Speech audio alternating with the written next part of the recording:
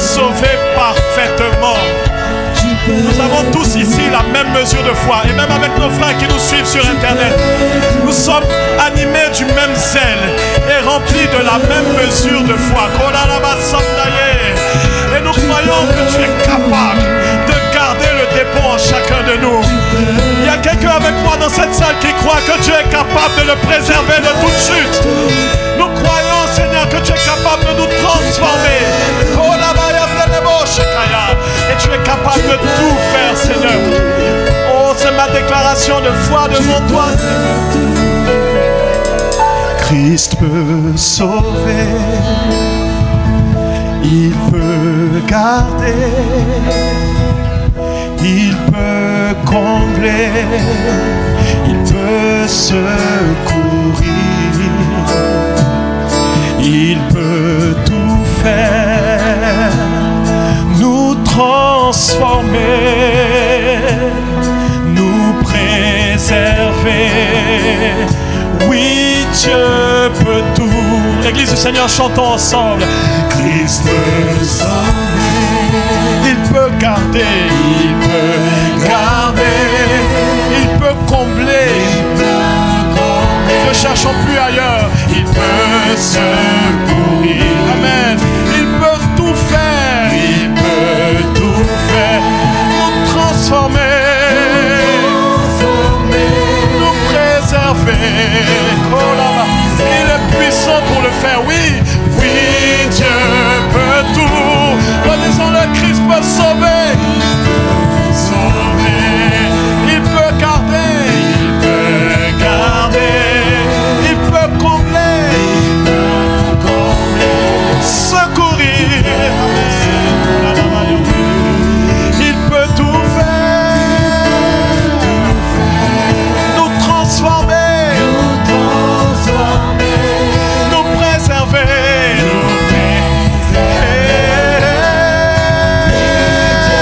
Oh, disons, tu peux sauver, Jésus, tu peux sauver,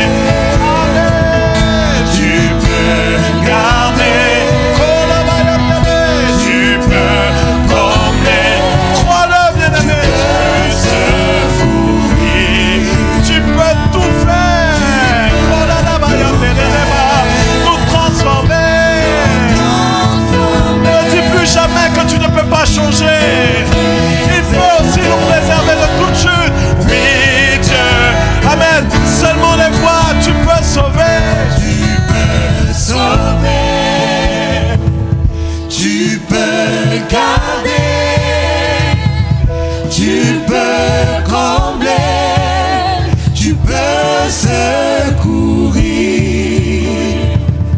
tu peux tout faire, nous transformer, nous préserver. Alléluia, nous allons le redire encore avant que la musique ne nous rejoigne. Redisons-le encore, tu peux sauver, tu peux sauver, tu peux garder. Est-ce que tu le crois, bien-aimé? Tu peux combler, oui, tu peux secourir. Oh, d'une main tendue et d'un bras puissant, il peut le faire. Tu peux tout faire, nous transformer, nous préserver. Il peut même préserver nos familles, il peut même préserver nos nations. Oh, tu peux sauver, tu peux,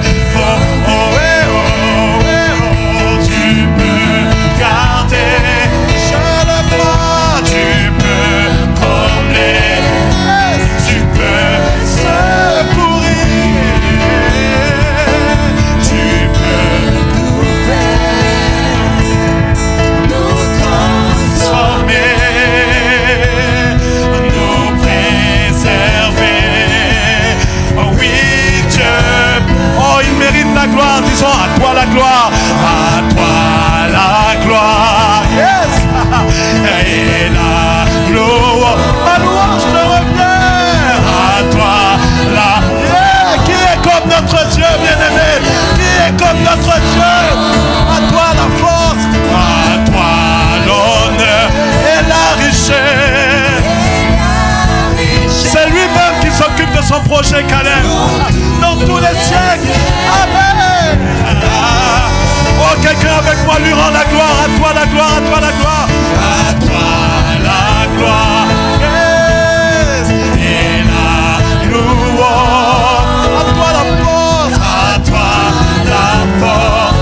Amen. Et la puissance. Et la richesse. Et la richesse. Dans tous les siècles. Dans tous les siècles. Et nous terminons. Amen.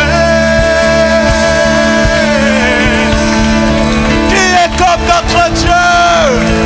Magnifique en sainteté, digne de louange, opérant des prodiges, alléluia. Qui est comme notre Dieu? Qui est comme notre Dieu? Pour la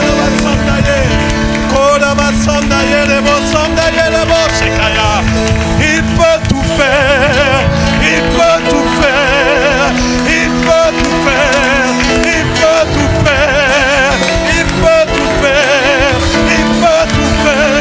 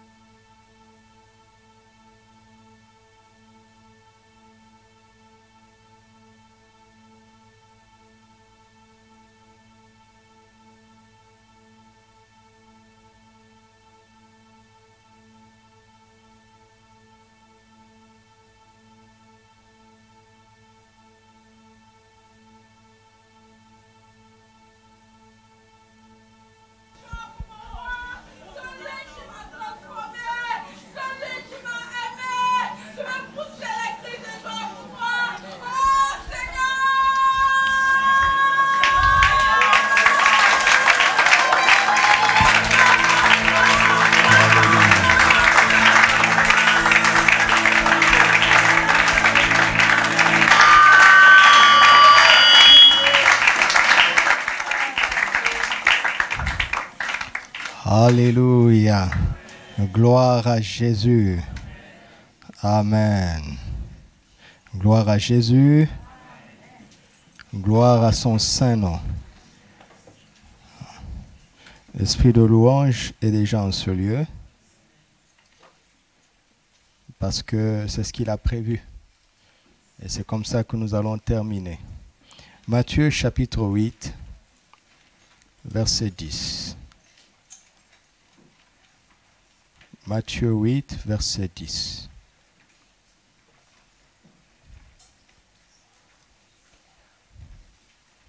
Après l'avoir entendu, Jésus fut dans l'étonnement et il dit à ceux qui le suivaient, « Je vous le dis en vérité, même en Israël, je n'ai pas trouvé quoi? Une aussi grande foi. » Et affiché dans 8 secondes. Dans 8 secondes, vous changez de version quand je vous le dis. Même en Israël, je n'ai pas trouvé une aussi grande foi. Matthieu 15, verset 28. Matthieu 15, 28. Alors Jésus lui dit, « Femme, ta foi est comment? Ta foi est grande. Qu'il te soit fait comme je veux. » Qui parle? Et il parle de la volonté de qui? De cette femme-là. À cause de quoi? Qui est comment? Grande. Alléluia. Nous allons parler de 5 facteurs qui maximisent notre foi.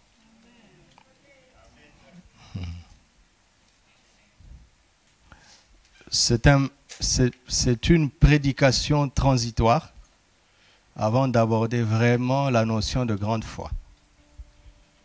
Alléluia. Parce que je vous ai parlé d'hommes de foi et non de peu de foi, n'est-ce pas, il y a 2 dimanches. Et évidemment que nous devrions parler d'hommes de foi et de grande foi. Mais soyez patients, on va y arriver. Donc il y a un message transitoire ce dimanche pour nous préparer à entrer dans cette dimension de grande foi. Alléluia. J'ai découvert dans les Écritures que les 2 grandes foi qui sont dans Matthieu ici, qui sortent de la bouche de Jésus, c'est pas les mêmes mots. Grande foi de Matthieu 8 n'est pas exactement le même que grande foi de Matthieu 15. Le mot grand dans Matthieu 8, c'est tsotusos. Et le mot grand dans Matthieu 15, c'est un mot auquel vous êtes familier maintenant, méga.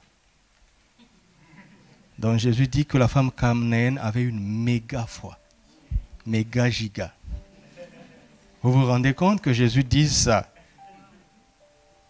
Hein? Méga foi.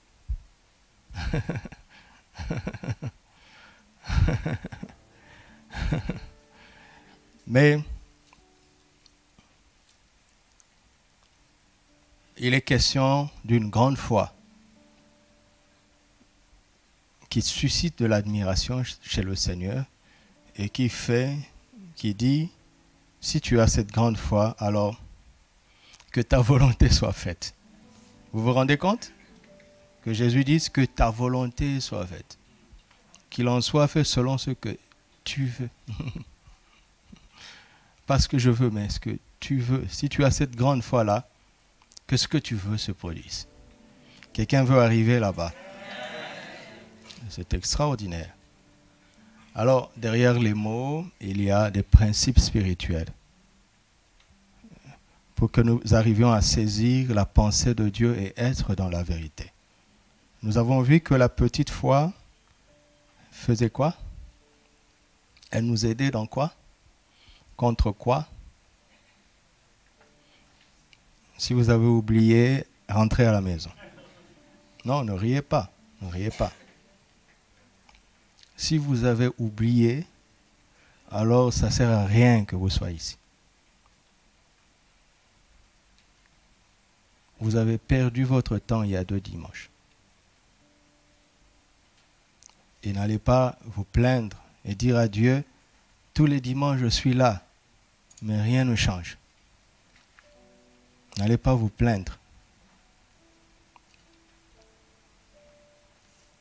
Parce qu'il vous donne sa parole pour que vous viviez par elle et vous la rejetez. Vous l'oubliez, vous la déconsidérez.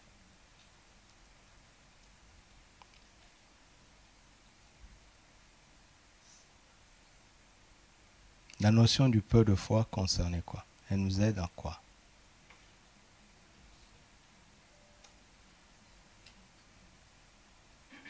Qui n'était pas là il y a 2 dimanches?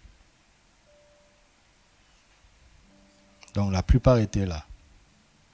Ça parlait de quoi?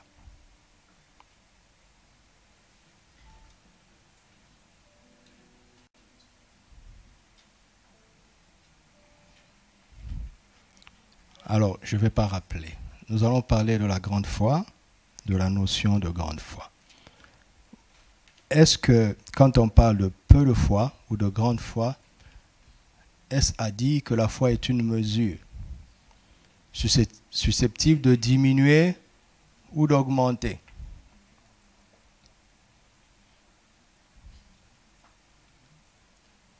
Si Jésus parle de peu de foi et de grande foi, est-ce à dire que la foi est une mesure susceptible d'augmenter ou de diminuer? Oui ou non? Non, pourquoi? Parce que la Bible nous dit dans Éphésiens 4:5 qu'il y a une seule foi. N'est-ce pas? La Bible nous dit dans Jude 3 que la foi a été transmise aux 5 ans une fois pour toutes. Et dans Luc 17, verset 6, quand les disciples, les apôtres demandent à Jésus d'augmenter leur foi, quelle a été sa réponse? Il dit, si votre foi est petite comme le grain de sénévé. Et il explique dans Marc chapitre 4, verset 30, que le fameux grain de sénévé est la plus petite des graines. C'était cela la réponse du Seigneur. Il voulait dire que pour que votre foi soit efficace, elle n'a pas besoin d'augmenter. Dans sa mesure minimale, elle suffit déjà pour faire de grandes choses. Alléluia. Et Romains 12, 3 parle de la mesure de foi qui a été départie à chacun. C'est un verset qui peut être mal interprété.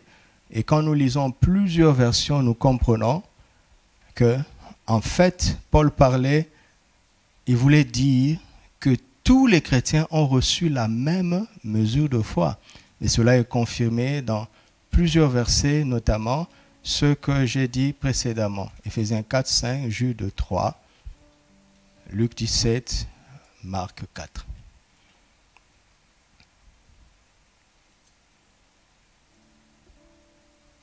Tous les enfants de Dieu ont reçu la même mesure de foi.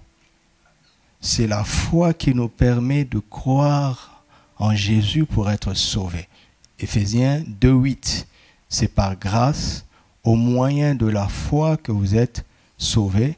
Et cela ne vient pas de vous, c'est le don de Dieu. C'est cette foi qui est le don de Dieu. La foi que nous avons tous reçue, à ne pas confondre avec le don de la foi. Dans 1 Corinthiens 12, le don de la foi est un don spirituel. C'est une foi ponctuelle qui vient pour un acte précis pour l'utilité commune. Mais ce n'est pas la foi avec laquelle on vit. Et ce n'est pas une foi permanente. C'est une manifestation ponctuelle de la foi pour un exploit en vue du bien commun. Mais ce n'est pas avec cette foi-là qu'on vit. Vous m'entendez? On en parlera un jour, le don de la foi. Mais la foi qui t'a fait asseoir ici, La foi qui t'a fait confesser que Jésus est Seigneur, la foi par laquelle tu es sauvé, c'est la même qui suffit pour vivre. Et depuis que tu as reçu Jésus, cette foi est venue en toi. C'est ce que Paul appelle le bon dépôt, qui est tapis dans notre esprit, dans notre cœur pour toujours, qui suffit pour n'importe quel problème, pour n'importe quel besoin, pour n'importe quel défi de la vie, car il a dit, mon juste vivra par la foi, la foi.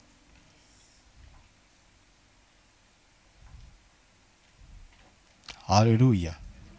Donc, c'est une foi qui n'a pas besoin d'augmenter ou de diminuer. D'accord? Alors, quand Jésus parle de peu de foi ou de grande foi, il est en train de parler d'autre chose.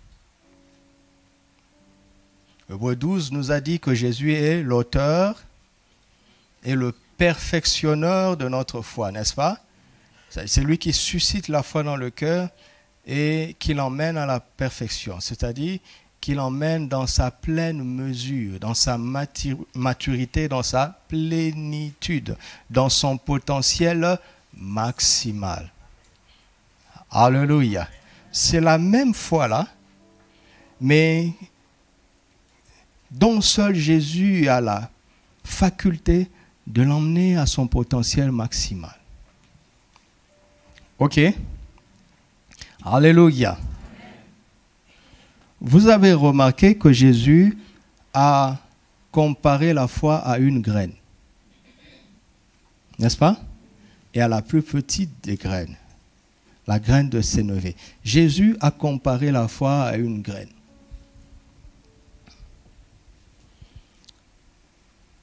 Alors, je vais faire appel à votre imagination, d'accord? Vous êtes prêts à imaginer avec moi? Hein? Alors, quelle est la différence entre un plant d'arachide? Qui a déjà vu un plant d'arachide? Voilà. Imagine un plant d'arachide. Ça, c'est la première photo. Après, imagine une plantation d'arachide. Ça, c'est la deuxième photo. Tu y arrives? Tu arrives à imaginer? Troisième photo, imagine des sacs d'arachide. D'accord?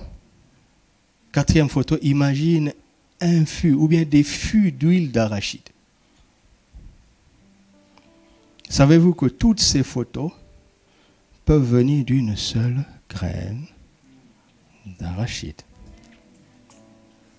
Une seule graine.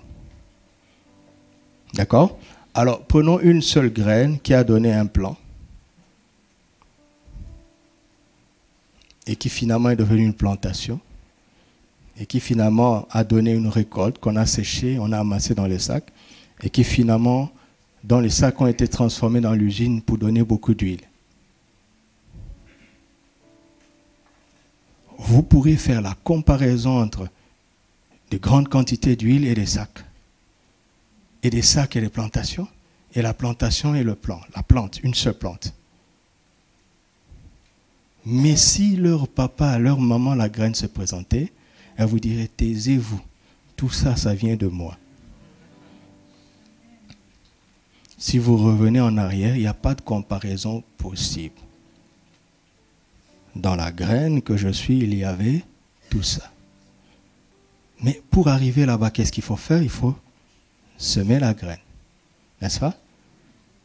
Et puis après, quand on a récolté les arachides du premier plant, il faut les ressemer. Ainsi de suite, n'est-ce pas? Ainsi en est-il de la foi. De la graine de la foi, la même que toi et moi avons reçue. Chez certains, ça restera au stade d'une plante. Chez d'autres, elle deviendra une plantation. Chez d'autres, elle deviendra des sacs. Chez d'autres, elle deviendra de quantité d'huile.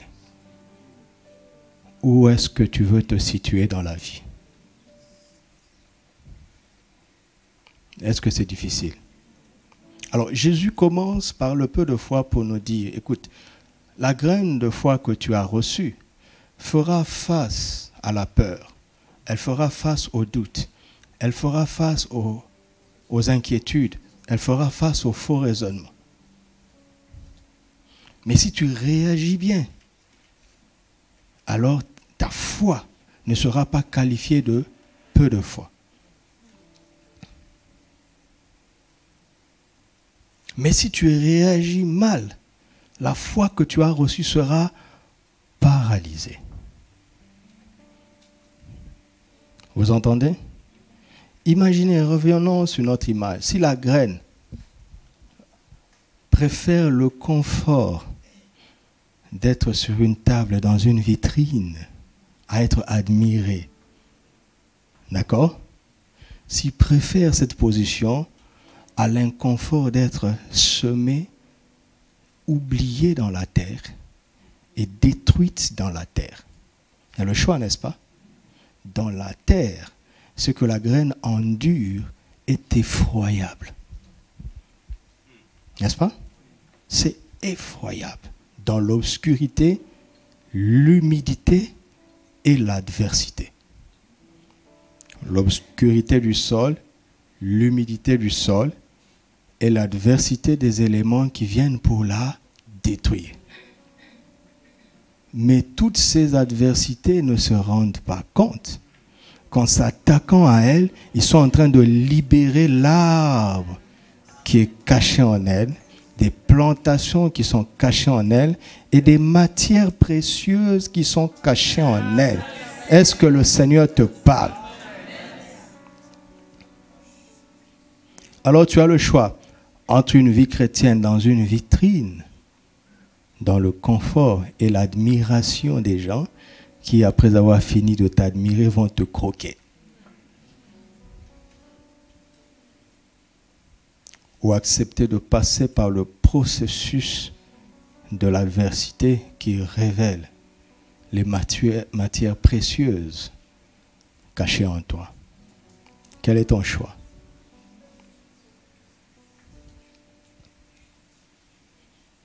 Vous voyez? Alors, au bout de la chaîne, Jésus parle de la foi qu'il admire. Une grande foi. Une grande foi. Parce que la foi que nous avons reçue doit être manifestée pleinement pour produire le meilleur qu'elle contient. Alléluia. La foi que toi et moi avons reçue a besoin de s'exprimer, de s'expérimenter, de se manifester dans sa pleine mesure pour produire les choses précieuses qu'elle contient. Alléluia. Oh. Qui a créé tout ce qu'on voit et tout ce qu'on ne voit pas? Qui? Qui? Et comment il a fait? Il a créé par sa parole, n'est-ce pas? N'est-ce pas? Donc Dieu a dit et la chose arrive, n'est-ce pas? Quand il l'ordonne, elle existe. Quand il appelle, elle se présente. N'est-ce pas? Donc Dieu a créé par sa parole. Ok? Hébreux 11.3 dit, c'est par la foi que nous reconnaissons que les mondes ont été créés par la parole de Dieu. Vous devez connaître la Bible. Qu'est-ce qui ne va pas? Vous devez connaître la Bible. C'est par la foi que nous reconnaissons que les mondes ont été créés par la parole de Dieu, en sorte que ce qu'on voit vient... Ah, le monde a été créé par la parole de Dieu. Il dit, mais c'est par la foi que nous reconnaissons ça. En sorte que ce qu'on voit vient de ce qu'on ne voit pas. Pourquoi? Parce qu'au premier verset, il a dit que la foi est une ferme assurance des choses qu'on espère et une démonstration de quoi? Appliquez ça maintenant à Dieu. Quand il a parlé, il ne voyait pas. Mais il avait une ferme assurance de ce qu'il avait dit. Et cela s'est démontré. Vous savez, Dieu nous a donné la Bible pour nous révéler les secrets qui font qu'il est qui il est. Afin que nous puissions être comme lui. Pas par la magie, pas par l'imposition des mains, mais par sa sagesse, qui est révélée dans les Écritures. Donc le monde a été créé par la parole de Dieu, et cette parole est une parole de foi. Et quand Jésus dit dans Marc 11, « Ayez la foi de Dieu », à partir du verset 22, cela est traduit par « Ayez foi en Dieu », mais en grec, il a voulu dire « Ayez la foi de Dieu ». Et Louis II a eu du mal, parce que Louis II ne considérait pas qu'un homme puisse avoir la foi de Dieu.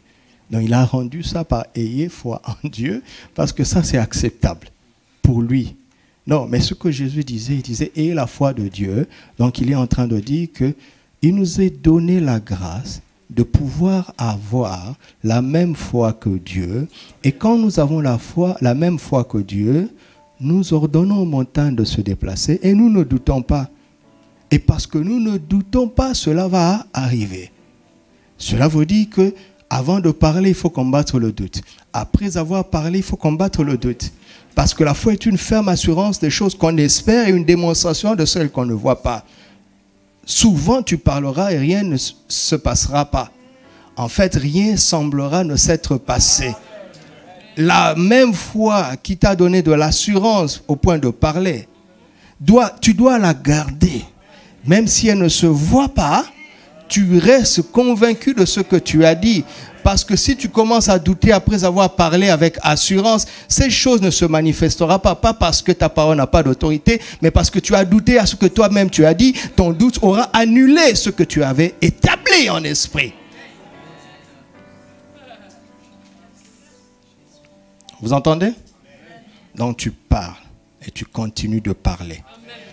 Parfois ça viendra sur le champ. Parfois ça ne viendra pas sur le champ. Que ça vienne sur le champ ou pas sur le champ, je reste le même. Comme Jésus, il est le même hier, aujourd'hui et éternellement. Je reste stable. Je ne remets pas en cause la parole de foi. Car lorsque Dieu dit une chose, cela arrive. Et s'il met sa parole dans ma bouche, cela va arriver. Ça peut arriver sur le champ, ça peut arriver dans une heure, ça peut arriver dans un jour, ça peut arriver dans une semaine, ça peut arriver dans un an, dans 10 ans. Peu importe, ça arrivera. Mais entre-temps, je combats le bon combat de la foi et je rejette le doute, car cela est établi en esprit. Même si je ne le vois pas, je l'attends. Elle s'accomplira. Et elle s'accomplira comment? Ça, c'est la foi de grand. On ne vous prêche pas des bonbons.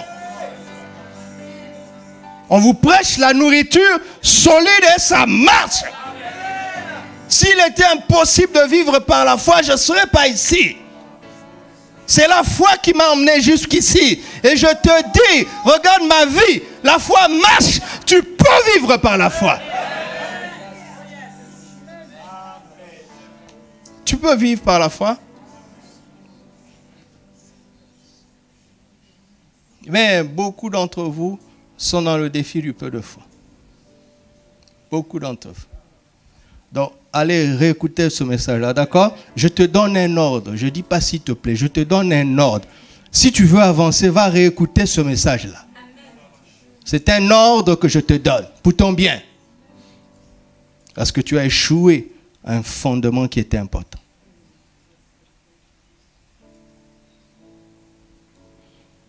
La foi est une réalité. Alléluia. Nous avons déjà cette foi-là, n'est-ce pas? Disons merci Seigneur, parce que tu nous as fait grâce d'avoir la foi en nous pour la vie. Et c'est un don que nous ne méritons pas. Et nous te disons merci. Alléluia.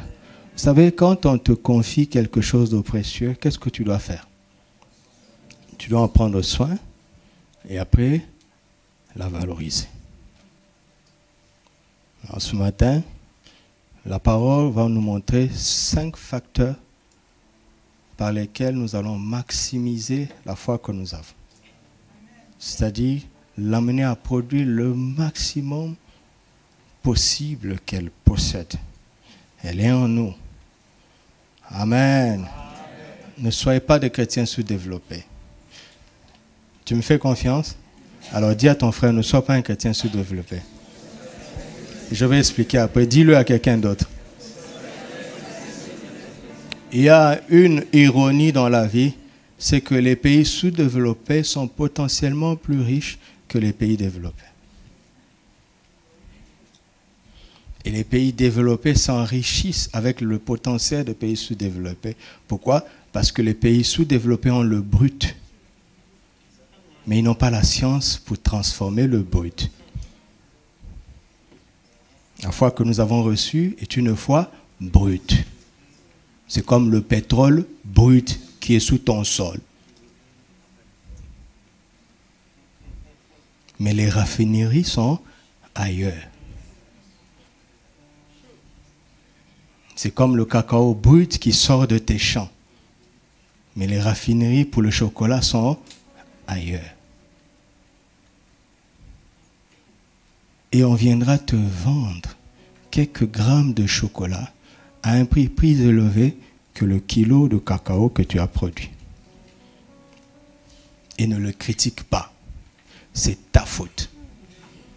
Parce que tu es sous-développé.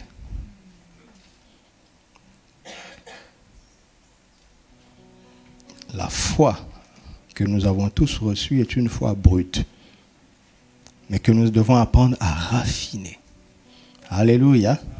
Jusqu'à faire sortir sa matière précieuse. C'est de ça que Jésus parle. Mais il est étonné de voir que Israël avait la foi brute.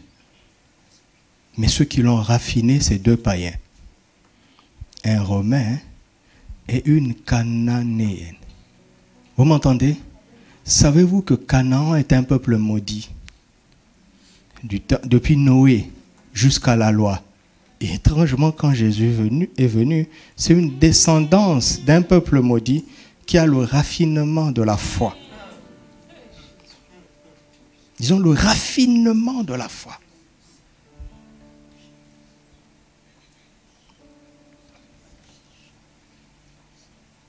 Parce que quand tu arrives à raffiner la foi que tu as, toutes les malédictions perdent leur force. Toutes les condamnations perdent leur force. Tous les échecs du passé perdent leur force. Toutes les erreurs du passé perdent leur force. Grâce à quoi? Au raffinement de la foi.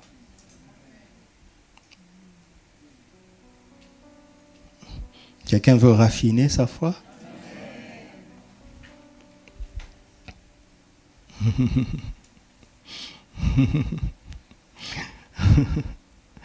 Vous voulez que je vous fasse une confidence? Vous voulez? Non, je ne vous ferai pas. Est-ce que je peux vous faire confiance? Est-ce que tu en es digne?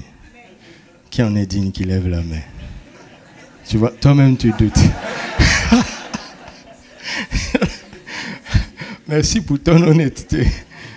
Tu m'as montré que je ne peux pas te faire confiance. Je respecte, donc je ne le ferai pas. Continuons. Vous savez, la foi, c'est un peu, je vais vous donner une image, c'est un peu comme la Formule 1. Vous connaissez la Formule 1? C'est la course des voitures qui tournent en rond inutilement et qui vont très très très vite. Et les gens sont assis en train de regarder pendant des heures, ça tourne, dans un circuit fermé.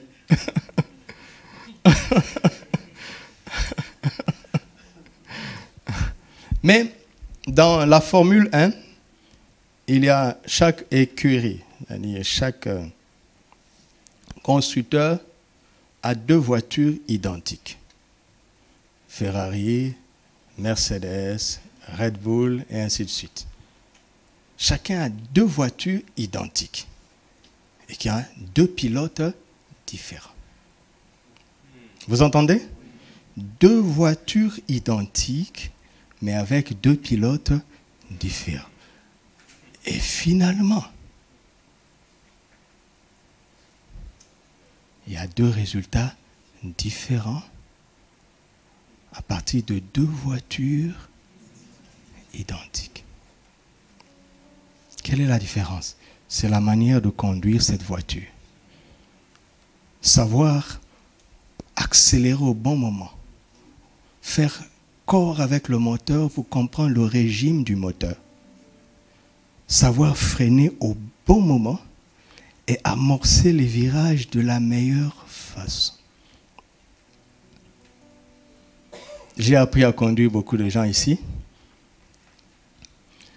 On peut te donner la même voiture que moi, mais on peut nous mettre sur une même ligne droite, sans feu, sans obstacle, et on nous dit, foncez. On ne va pas arriver au même moment. Pourquoi? Parce que l'accélérateur ne fait pas avancer ta voiture vite juste parce que tu l'accélères. Quand tu accélères, à un moment, il faut changer de vitesse, n'est-ce pas? Alors, les microsecondes du moment où tu prends la décision, ce sont ces microsecondes qui te font perdre des millimètres. Parce qu'il y a des moments, si tu arrives à accélérer au bon moment et à passer la vitesse au bon moment, celui qui le fait le mieux tirera le meilleur du même véhicule. Vous m'entendez? Donc il ne suffit pas de dire je sais démarrer, mettre la première. Non, non, non, non, non, non. Conduire, ce n'est pas ça. C'est beaucoup plus que ça. Ainsi en est-il de la foi. Il faut savoir s'en servir de la meilleure manière. Pour en tirer le maximum. Alléluia. Est-ce que vous savez que nous pouvons tous être assis, exposés à une même prédication, mais ne pas comprendre la même chose? Parce que notre entendement n'est pas le même. Or, la foi vient de ce qu'on entend de la parole de Christ. Christ peut nous dire la même chose, mais notre entendement va générer une dose différente de cette foi. Alors, il y a des choses simples dans les Écritures qui doivent faire partie de nos vies, afin que nous puissions tirer le meilleur, le maximum de notre foi. Vous le voulez? Est-ce que vous le voulez? La première chose, notez 1, le focus. Notez les mots-clés. 1, le focus. 2, la connaissance. 3, le choix. 4, la réponse. 5, la louange. Je parle comme ça parce que c'est mon devoir de mettre dans nos mains des clés. Vous m'entendez? Si vous voulez être agité, c'est très facile, n'est-ce pas? Qu'est-ce qu'il vous reste à faire? C'est d'aller où? Après ce message, n'est-ce pas? Et c'est gratuit, n'est-ce pas? Si vous voulez vous agiter, ouais, vous sentir bien, donc ça me facilite la tâche. Écoutez-moi un peu et vous aurez ce que vous voulez sur Internet. Quant à moi, je sais qu'un jour je rendrai des comptes pour chaque opportunité qu'il m'a donnée de parler de sa part. Un pasteur disait dernièrement que il prêchait dans un pays en Occident et un monsieur est venu le voir après. Il dit, tu sais, le jour où vous arrêterez de prier, votre pays va commencer à avancer.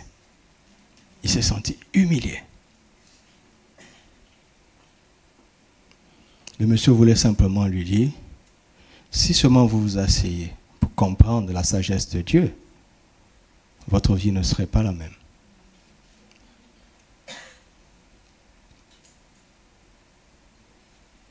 Mais j'ai terminé par la louange parce que je crois en la prière.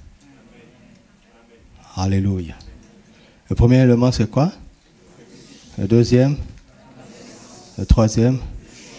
Le quatrième, le cinquième. Commençons par le focus.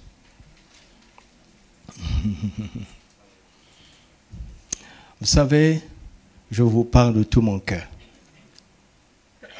Le succès appartient aux gens qui sont focalisés, qui sont concentrés, déterminés. Des gens qui ne sont pas distraits ou dispersés. Vous entendez? Le succès appartient aux gens qui sont focalisés, qui ont un but et qui ne se dispersent pas. Ils se concentrent sur le but. Ils sont focalisés sur le but. Ils sont concentrés. Qui d'entre nous connaît le soleil? Qui d'entre nous connaît le soleil? Quelqu'un ici ne connaît pas le soleil? Alors obéissez. Qui d'entre nous connaît le soleil? Le soleil nous apporte d'abord le jour, la lumière du jour, n'est-ce pas? Par les rayons solaires. C'est une lumière diffuse, comme on dit. Elle est diffuse. Elle est dispersée. Pourtant, elle apporte le jour. C'est déjà un bénéfice, n'est-ce pas? Et il y a des gens qui, quand ils pensent au soleil, ils ne pensent qu'au jour et à la nuit. D'autres vont plus loin. Quand ils pensent au soleil, ils pensent aussi à la chaleur au-delà du jour. Vous savez que la lumière du soleil donne de l'électricité. En réalité, l'Afrique devait vendre l'électricité à toute la terre. Ne riez pas, vous devez en pleurer. Ne riez pas. D'accord? Ne rions pas de nous-mêmes. Donc, certains, quand ils pensent au soleil, ils ne voient que le jour. D'autres voient un peu plus loin. Avec le même soleil, ils voient la chaleur. N'est-ce pas? D'autres voient plus loin. Vous savez, quand vous prenez une loupe et que vous concentrez la lumière du soleil, vous produisez quoi? Du feu.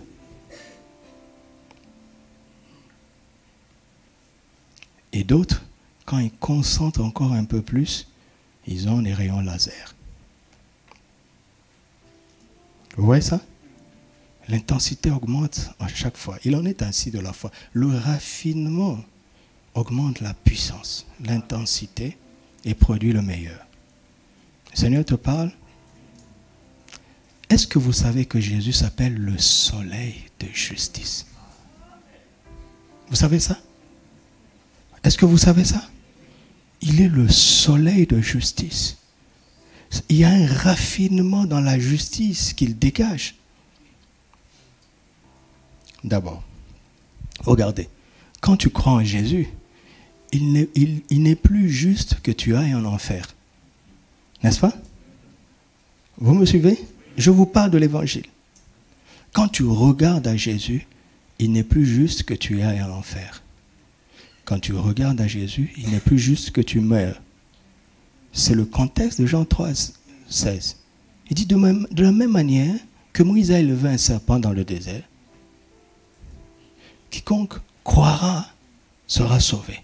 Eux, quand ils regardaient, ils conservaient la vie. Nous, quand on regarde à Jésus, on est sauvés. Maintenant, je veux te montrer les différents niveaux du raffinement de sa justice. Le premier niveau, c'est que quand tu regardes à Jésus, c'est-à-dire quand tu crois en Jésus, j'essaie de regarder qui parle là-bas, je ne sais pas qui c'est. Il me suit, il a le même vêtement que moi.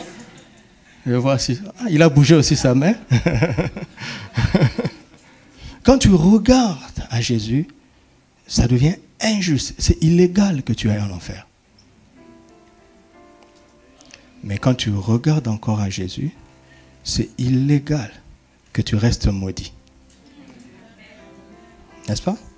Quand tu regardes encore à Jésus, c'est illégal que tu restes malade. Quand tu regardes encore à Jésus, c'est illégal que tu sois pauvre. Quand tu regardes à Jésus, c'est illégal que tu sois dans la queue ou dans le rang, comme on a entendu. N'est-ce pas? Mais quel est le niveau du raffinement de la justice? dans lequel tu te trouves, auquel tu aspires. Vous voyez? C'est pour ça que Hébreu nous dit, mais regardez Jésus. Il est l'auteur et le consommateur de la foi. Il est en train de dire, regardez et continuez à regarder à Jésus. Regardez à lui tellement que vous vous détournez de tout. C'est comme un voyage dont tu ne tiens pas compte de tout le paysage. Tellement tu es focalisé sur lui. Parce que dans ce paysage, parfois la peur. Sur le trajet, il y aura la peur, il y aura les inquiétudes, il y aura les faux raisonnements, il y aura le doute, il y aura les rappels des malédictions, des liens générationnels, n'est-ce pas? Il y aura des maladies, il y aura le manque. Il dit, écoute, reste focalisé. Plus tu regardes à lui, plus tu triomphes de tous ces éléments du paysage dans ce monde. Focalisé. Et ainsi, le soleil de justice va devenir pour toi le jour. Il dit, quiconque marche me suit ne sera pas dans les ténèbres, mais il aura quoi? La lumière de la vie. Il faut que je fasse, tandis qu'il est jour, l'œuvre de celui qui m'a envoyé. La nuit vient, où personne ne pourra travailler. Je regarde à Jésus, je vois le jour. Les conditions que Dieu a mises en place pour que je fasse son œuvre. Peu importe ce que les hommes disent. En esprit, je vois le jour. Et j'avance. Et je continue à regarder à Jésus, je vois la chaleur. Je continue de regarder à Jésus et je vois le feu. Je continue de regarder à Jésus et j'ai un rayon laser. Et ainsi de suite. Le focus. Et Hébreu est tellement fort qu'il parle de nous détourner du péché qui nous environne si facilement. Mais il parle aussi de nous détourner de tout et héros. Il dit qu'il n'y ait personne dans la Bible, dans l'histoire ou dans le présent qui te captive plus que Jésus. L'homme qu'on appelle Jésus. Vous m'entendez? Personne. Tu ne dois admirer personne autant que Jésus. Je n'ai même pas dit plus. Hein? Autant. Personne. Ni Abraham, ni David, ni un pasteur. Personne. Ça ne veut pas dire qu'il ne faille pas les reconnaître. Non, nous reconnaissons tous nos aînés dans la foi. Nous les honorons. D'accord? Mais jamais autant que Jésus. Et d'ailleurs, n'admirez pas quelqu'un qui vous arrête à lui et qui vous ne pousse pas à Jésus. Détournez-vous de lui. Détournez vos regards de lui, quels que soient les exploits qu'il accomplit. Paul a dit, soyez mes imitateurs comme je le suis de Christ. Le focus, dites avec moi le focus. Vous avez compris? La puissance du focus. Être conscient d'abord de Jésus. Peu importe ce qui arrive, mettons d'abord Jésus comme le paramètre le plus important dans l'équation. Quand nous étions enfants à l'école primaire, je ne sais pas si vous avez fait ça, il y avait un cours qu'on appelait problème. Vous avez fait ça? Donc on vous pose un problème et on vous demande de résoudre. Si je suis emmené à enseigner, je vais changer l'intitulé. J'appellerai ça quoi? Solution. Solution. C'est une autre mentalité. Et j'ai tellement fait ça. Et les profs m'ont aidé à comprendre qu'en fait, chaque problème vient avec sa solution. Et quand on te dit lis, relis, relis, relis. Vous voyez? À force de relire, tu vois les hypothèses, les thèses. Quand un problème est bien expliqué, il révèle sa solution. Quand un problème parle bien, d'accord? Quand un problème, tu sais, quand un problème t'abat tellement, ça veut dire qu'il a bien parlé, n'est-ce pas? Non? Ça veut dire que tu es très proche de la solution. Parce que il y a quelque chose qu'il a dit qu'il n'aurait pas dû dire. Cette déclaration va faire bondir Jésus de son trône en attendant ta foi. Ce n'est pas une plaisanterie.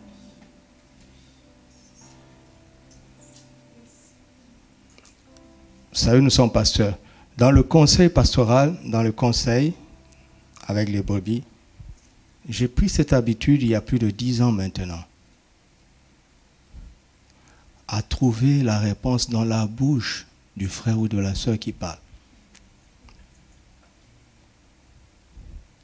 Je vais prendre un de ces mots et je vais le lui rendre à la lumière de Jésus. Alléluia. Vous savez, le jour où le grand prophète Élie a déprimé, Dieu est fort. Entre-temps, dans sa dépression, Dieu ne faisait que prendre soin de lui. N'est-ce pas? Dieu est fort. Il envoie les anges qui lui donnent du pain et à boire. Et il le laisse dormir. Dieu. Le gars a fui, il est découragé. Dieu vient, il ne le reprend pas. Il le nourrit et puis il lui dit dors. Tu es trop fatigué. Pour Dieu, le problème d'Élie, c'était la fatigue. Est-ce que vous me croyez? Par exemple, vous savez comment je vous parle comme ça? Je suis rempli de la parole. Vous voyez? En fait, mon message, j'ai 2 messages qui sont chacun très longs. Matthieu 8, 10 est très long. Matthieu 15, 28 est très long. Ce sont mes 2 messages. Je vous parle de 5 facteurs parce que c'est mon introduction dans ce message. Mais comment est-ce que j'ai reçu ça? Jeudi, j'étais très fatigué. Quand on a quitté ici, pour que j'aille dans mon lieu de repos, j'étais en train de somnoler au volant. Tellement j'étais fatigué. Je suis arrivé là-bas vers 18h. J'ai dormi jusqu'à 22h. Je me suis réveillé. J'ai pris la douche, j'ai mangé. J'ai dormi. J'ai tellement dormi. Parce que je ne dors pas comme ça d'habitude. Quand je me suis réveillé, je me suis dit, il doit être 2h30. Comme je vais aller à Safi, donc je vais profiter un peu de la nuit. Parce que j'ai 2 cultes le dimanche. Donc je me suis levé, je regarde la montre, 7h30.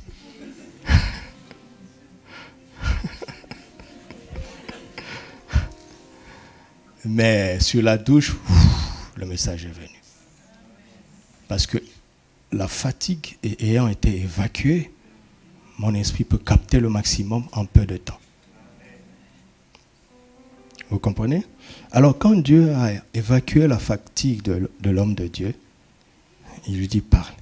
Il dit, j'ai déployé mon zèle pour l'Éternel et je suis resté seul.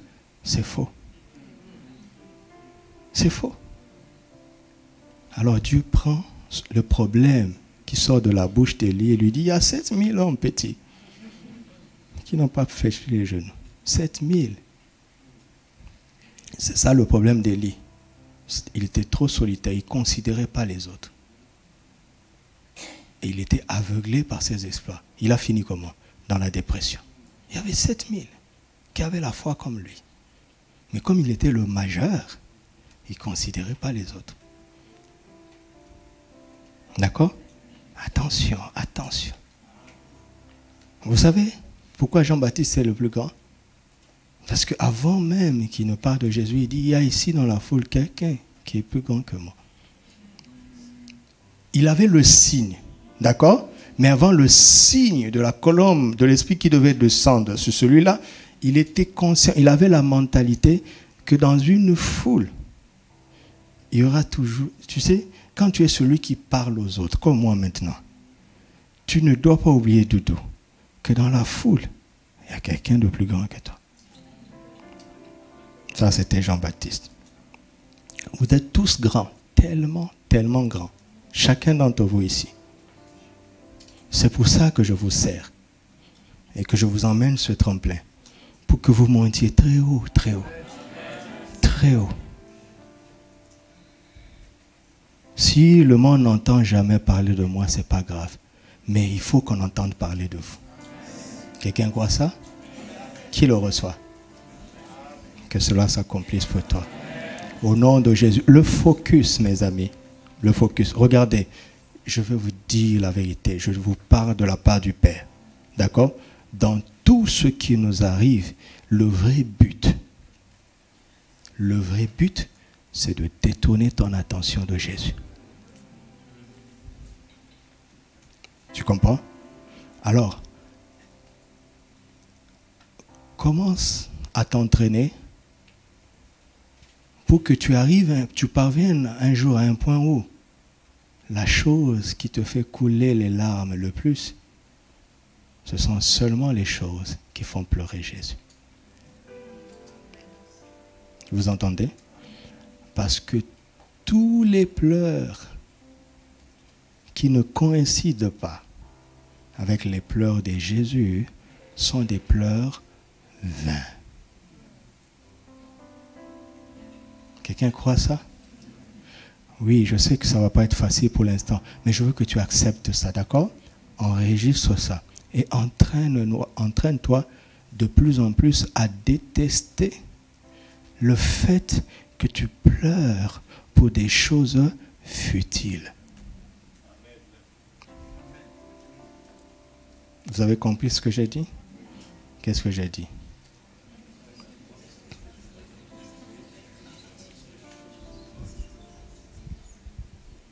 C'est un entraînement, d'accord?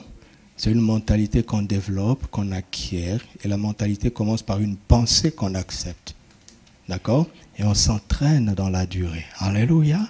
Alléluia. Le Seigneur t'a donné quelque chose, d'accord? Ton cœur s'est ouvert. Donc le Seigneur a déposé quelque chose de fort en toi. D'accord? Donc c'est comme ça. Écoute. Pourquoi pleurer parce que tu n'as pas de voiture? Et te rendre compte qu'à ta mort, tu vas laisser ça. Franchement. Ou bien, pourquoi pleurer parce que tu n'as pas de voiture et voir quelqu'un qui en a 1000 et qui va tout droit en enfer? Donc, écoutez-moi, une voiture est utile. Que le Seigneur donne à chacun plus d'une voiture. Mais, sincèrement, dites-moi si je me trompe, c'est insensé de pleurer parce qu'on n'a pas de voiture. Non? Non? C'est insensé. C'est manquer d'intelligence.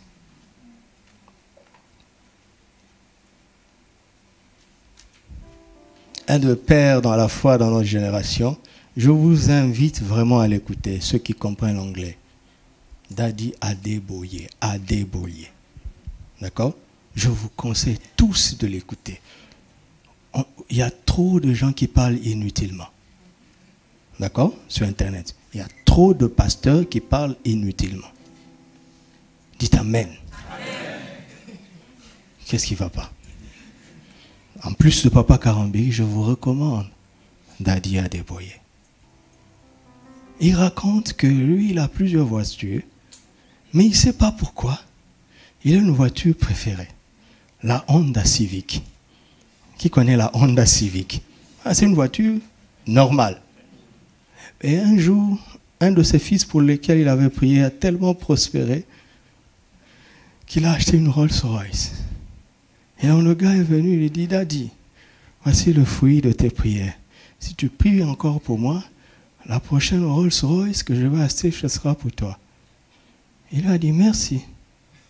Et puis à la fin de la réunion, il a dit, est-ce que tu peux m'accompagner? Il n'en avait que 4. Il n'avait que 4 Rolls-Royce. Est-ce que vous avez compris? Le gars est étonné, il dit, ah bon? Quelqu'un qui a 4 Rolls-Royce, qui a un jet privé, il est capable d'avoir combien de voitures? Quelle voiture il ne peut pas acheter? Quelle voiture il ne peut conduire? Mais il dit, après avoir goûté à tout ça, il ne sait pas pourquoi. C'est la Honda Civic qu'il aime. Et parce que tout le temps on le voit avec une Honda Civic, il y a des gens qui prient pour dire, ah, Seigneur, si tu me bénis, je veux lui donner une Mercedes. L'un de ses fils dans la foi, le dernier, il y a quelques années, 3 ans, le jour de son anniversaire, annonce du haut de la chair. Vous vous rendez compte? Le jour où ça va arriver. Frère Hervé qui a fait les annonces aujourd'hui dit, s'il vous plaît, arrêtez d'offrir des voitures aux pasteurs. Donnez-vous-en les uns les autres. Annonce du haut de la chair. Pourquoi? Parce que pour cadeau d'anniversaire, il venait déjà d'en avoir 80. 80. Et ce n'est pas aux États-Unis, c'est en Afrique. Mais qu'est-ce que tu vas faire avec 80 voitures? Je vous ai déjà dit non. Une main gauche va entrer dans l'autre. Qu'est-ce que tu vas faire avec ça? Est-ce normal que tu aies 80 voitures alors qu'il y a de tes frères qui marchent à pied? Vous savez, le diable rôde pour chercher qu'est-ce qui va te détourner de Jésus. Certains, ce sera la pauvreté. D'autres, ce sera l'abondance. Certains, ce sera la haine. D'autres, ce sera l'amour. Certains, ce sera le rejet. D'autres, ce sera la popularité. Vous comprenez ce que je suis en train de dire? Écoutez, la première hypothèse dans la résolution de ce problème, c'est en quoi cette affaire me rapproche ou m'éloigne de Jésus. Vous avez compris? Est-ce que vous avez compris? C'est Jésus. Comme l'a bien dit Blaise Pascal, le cœur de l'homme a un vide qui a la forme de Jésus. Rien ne peut combler ton cœur ainsi que le mien. Que Dieu te donne ce qui te manque. D'accord? Mais sache que ce n'est pas ça qui te rendra heureux. C'est Jésus. C'est ta relation avec Jésus. Alors dites avec moi, je vais rester focalisé sur Jésus. Il y a deux mots qui vont dans ce sens, 2 verbes qui sont puissants dans leur sens spirituel, même dans leur sens naturel. C'est le verbe contempler et méditer. Ce que vous pouvez faire constamment. Alléluia. Alléluia. Écoutez-moi. Est-ce que je peux parler encore? Écoutez-moi. Regarde. Je suis écœuré quand je vois des chrétiens parler plus de l'occultisme que du Saint-Esprit. Par exemple, je connais certains milieux chrétiens où quand tu dis méditer, ils disent attention. Pourquoi? Parce qu'il y a des méditations transcendantales. N'est-ce pas? Les gens du yoga, là, ils font le vide et ils méditent longtemps. Mais vous savez quoi? Méditer est un principe spirituel. Ça donne toujours du résultat. Mais eux, ils se focalisent sur un objectif bizarre. Mais ce n'est pas pour autant que nous devons abandonner la méditation. Mais nous devons nous focaliser sur Jésus.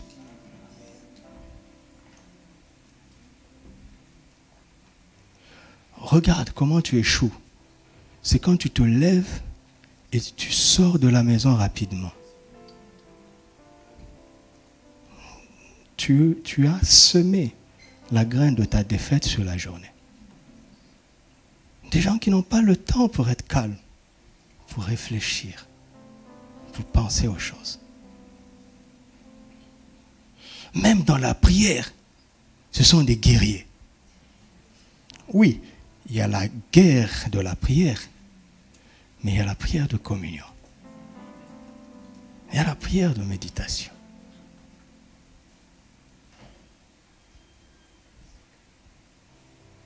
Pour que je vous parle comme ça, je peux rester calme pendant 48 heures. 48 heures. Calme. Et quand ça vient, mais si tu n'as pas la grâce d'avoir ce calme, une église sage doit tout faire pour que ces pasteurs soient dans le repos.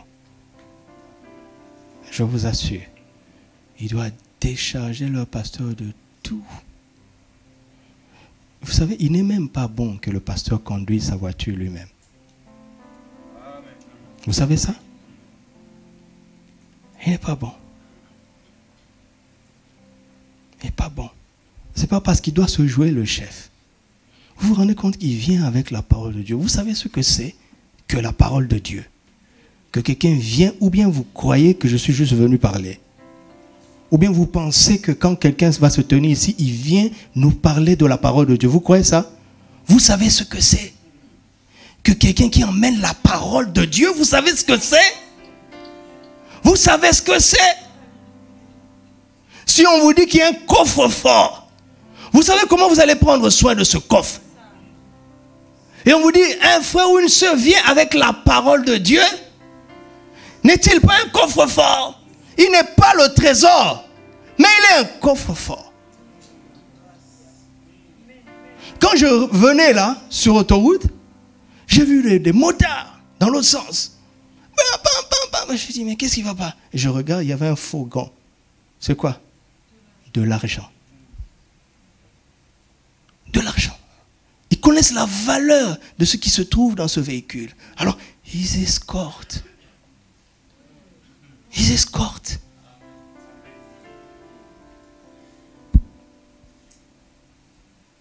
Nous sommes comme nous sommes, à cause de nous-mêmes.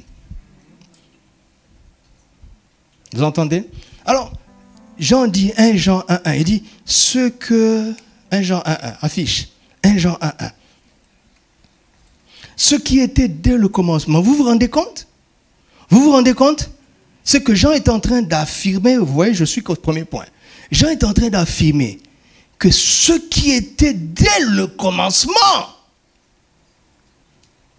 Alléluia. Alors que rien ne s'était produit et aucun problème ne s'était encore produit. Il y avait une situation, une réalité qui précède tout ce qui existe. Et Jean affirme qu'il est en contact avec cette chose. Hein? Donc ce n'est pas juste parce que dès le commencement, au commencement était... Donc dès le commencement, il y avait la parole était avec Dieu, et la parole était Dieu, et la parole était Dieu. Donc on doit dire celui qui était dès le commencement. Jean a la grâce d'être en contact avec celui qui était dès le commencement. Le témoin fidèle. Le prince des rois de la terre. L'alpha et l'oméga. Le premier et le dernier. Quand il n'a jamais dit point dans ta situation, c'est pas fini. Tout ce que les médecins peuvent dire, ajoute une virgule. Tout ce que les hommes peuvent dire, ajoute une virgule. Un seul peut mettre le point. Parce que c'est lui l'oméga. Il est l'oméga, pourquoi? Parce qu'il est l'alpha. Il était avant le cancer et il sera après le cancer. Il était avant la mort et il sera après la mort. Il était avant le péché et il sera après le péché. Il dit, il faut que vous soyez conscients de celui qui était dès le commencement. Comment on fait ça? Comment on fait ça? Il dit, mais voici ce qui était dès le commencement. Ce que nous avons entendu, qu'est-ce que cela veut dire? Quelqu'un lui a dit. Quelqu'un leur a dit. Il n'est pas le seul à voir. Ils n'étaient pas là. Donc la réalité du commencement leur est parvenue de manière audible. Amen. Alléluia. Quelqu'un leur a parlé comme je suis en train de vous parler. Parce que la foi vient de ce qu'on entend. Elle est venue de manière audible. Elle parle. Il y a une voix qui parle dans ton cœur. La voix de la foi, elle parle. La foi de l'esprit, elle parle. Pendant que parfois je suis là et les versets parlent dans mon esprit. Des versets parlent. C'est le Saint-Esprit qui donne à la parole une voix. Ça s'appelle le Réma. Quand la parole a une voix, quand un mot devient un son, quand la parole devient esprit et vie, quand un mot devient un son, c'est là où génère la foi. Il dit ce que nous avons entendu. Donc nous n'écoutons pas un prédicateur parce qu'il parle, mais parce qu'il nous fait entendre la voix de la parole. Alléluia! Il est ce que nous avons entendu. Et ce que nous avons vu dans nos yeux, parce que quand tu entends ça, ça engendre des images, ça crée des réalités, alléluia, ça crée des réalités. Quand je te dis citron, n'est-ce pas que tu le vois? N'est-ce pas que tu imagines citron? Quand je dis banane, n'est-ce pas que tu l'imagines? Est-ce que tu l'as vu? Mon son a produit une image en toi. Tu vois ce que tu entends parce que je te l'ai dit. Il dit ce que nous avons vu dans nos yeux, mais quand tu as vu, qu'est-ce qui te reste à faire? C'est de contempler. Ça veut dire quoi? Rester fixé sur ce que tu as vu après l'avoir entendu. Alléluia. Et ces choses viennent comment? Quand tu contemples, tu finis par toucher. Ça devient une réalité. Tu la parles. Mais c'est concernant quoi? La parole de la vie. Alléluia. Tu contemples ce que tu as vu. Contemple ce que tu sais, mon frère. Il y a plein de choses que tu connais dans la parole de vie. Mais ce qui te manque, c'est de contempler Jean 3,7, de contempler le Jean 3,7, de regarder le soleil de la justice. Tu contemples le soleil de la justice. Tu passes du jour à la lumière, au feu, et au feu dévorant. Le rayon laser. Concernant la parole de la vie, reste focalisé. Il y a des idées qui vont venir te suggérer autre chose. Tu dis non, je reste focalisé sur Jésus. C'est lui la parole qui est faite chair. C'est lui le soleil de justice. C'est lui mon jour. C'est lui ma lumière. C'est lui mon salut. C'est lui ma chaleur. Alléluia. Dans le froid de ce monde, c'est lui mon feu, donc ma puissance. C'est lui mon feu dévorant, donc le redoutable, et qui me donne la domination et l'autorité, qui me rend intouchable. Le même soleil de justice.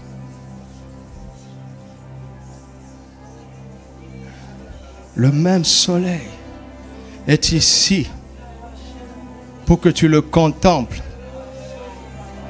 Il est ici pour que tu le contemples. Le même soleil est ici.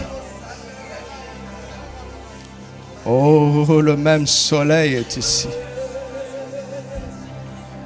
Le même soleil est ici.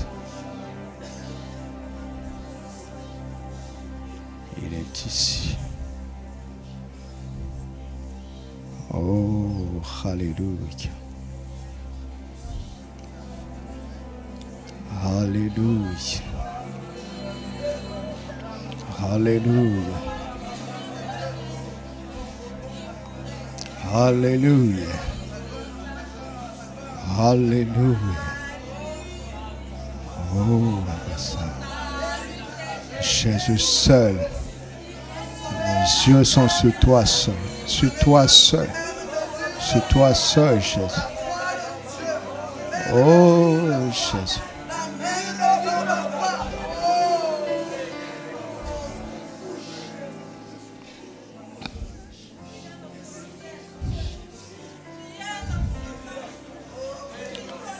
Le Seigneur est ma lumière et mon salut. De qui aurais-je crainte? Le Seigneur est le soutien de ma vie. De qui aurais-je peur?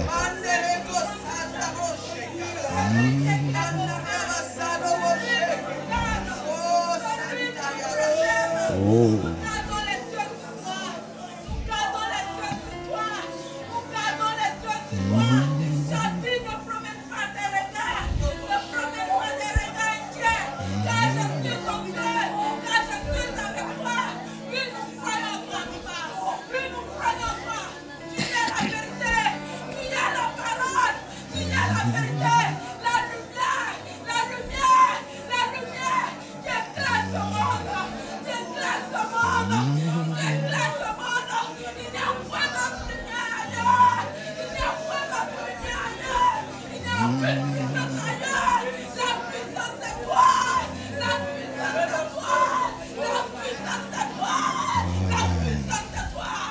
Amen. Amen. Amen. Amen.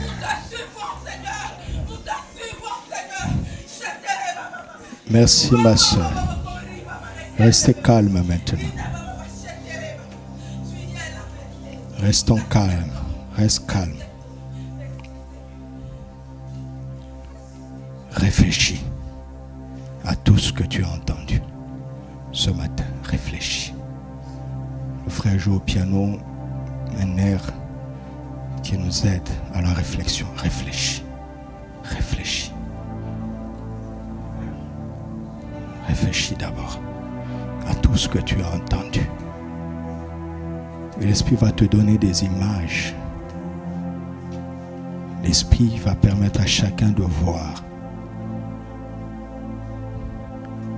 des choses qui correspondent à ce qu'il a entendu.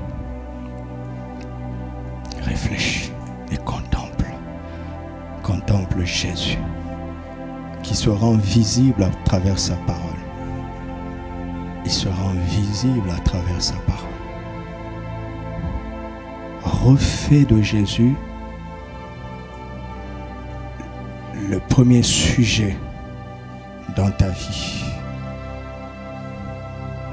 Même quand tu veux penser à un problème, à un besoin ou à un manque, commence d'abord par Jésus. Tu sais que ce problème a commencé un jour. Jésus a été avant. Commence par lui.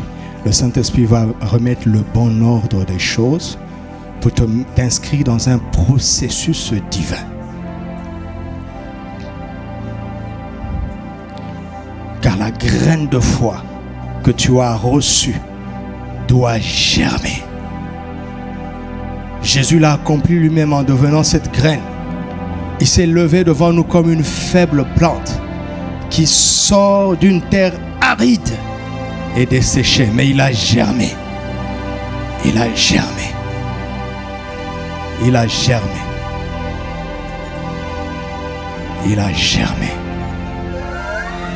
Dans cette adversité, il y a la rosée de l'Esprit. Il y a la rosée de l'Esprit. L'adversité s'attaque à la graine de foi que tu as reçue. La rosée de l'Esprit est là pour arroser la gerbe, la plante, les fruits, les matières précieuses qui vont en découler. Aucun de ces problèmes n'est fatal. Aucun. Il n'y a aucun problème fatal ici. Dans la perspective de Dieu, il n'y a aucun problème fatal ici. Il n'est trop tard pour personne. Il n'est trop tard pour personne. Il n'est impossible pour personne. Il n'est trop difficile pour personne. Dans la perspective divine. Dans la perspective divine. Contemple Jésus. Contemple-le. Contemple-le. Contemple sa parole de vie. Contemple. Contemple. Commence à lui répondre maintenant par la parole. Ouvre ta bouche. Réponds-lui conformément à l'intelligence spirituelle que tu as reçue ce matin. Ouvre ta bouche et réponds maintenant. Réponds. Et réponds parce que l'œuvre de l'Esprit travaillera à travers ta parole de foi, ta déclaration de foi. L'œuvre de l'Esprit, la puissance de l'Esprit coulera à travers ta parole de foi. Réponds maintenant. Réponds. Réponds. Oh, alléluia. Alléluia. Alléluia.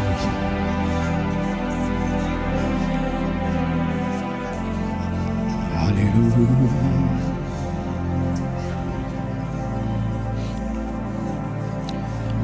Quand je contemple ta sainteté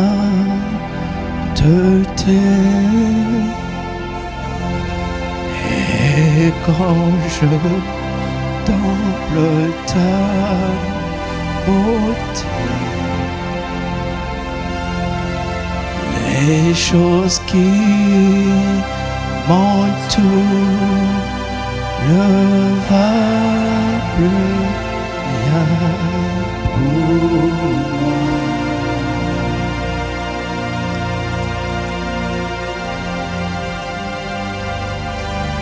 Je découvre la joie de te chanter, de déposer ma vie à tes pieds. Il n'y a que toi qui importe pour moi. C'est une belle confession. Nous allons la répéter. Nous contemplons sa sainteté. Quand je contemple ta sainteté,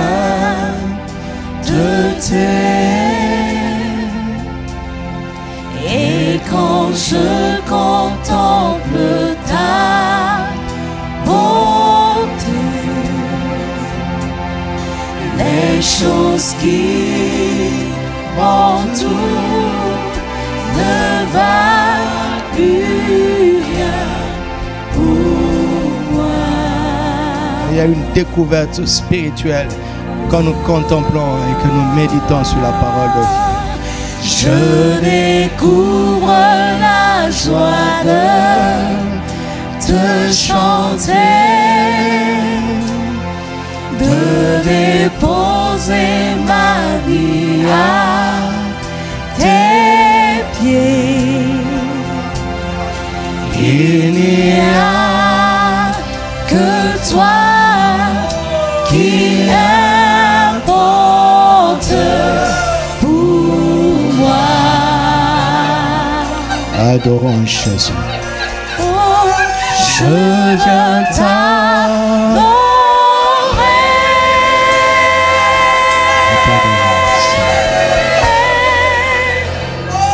Oui,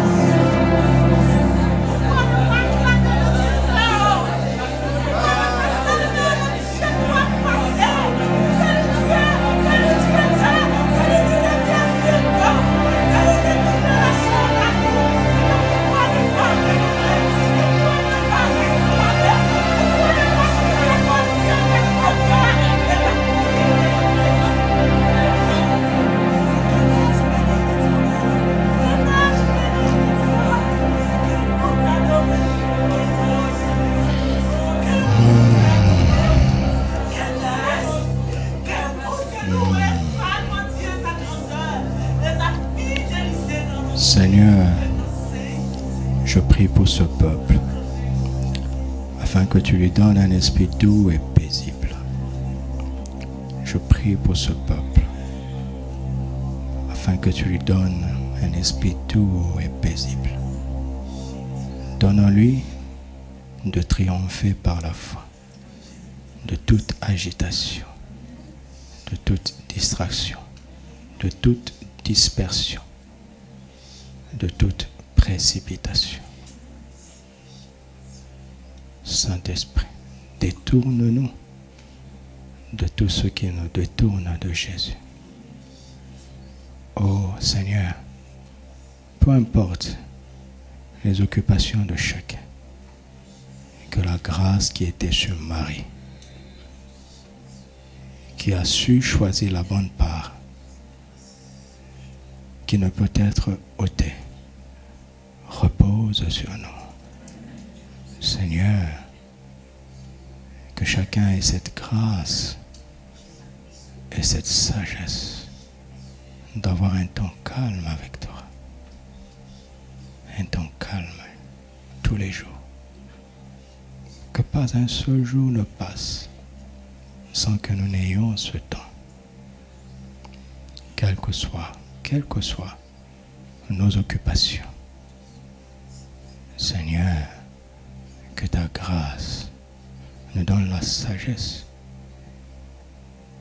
d'avoir ce temps calme, seul avec Jésus. Seul avec Jésus. Seigneur, nous parlons beaucoup, mais la réalité est tellement faible, Seigneur. Aide-nous, Seigneur.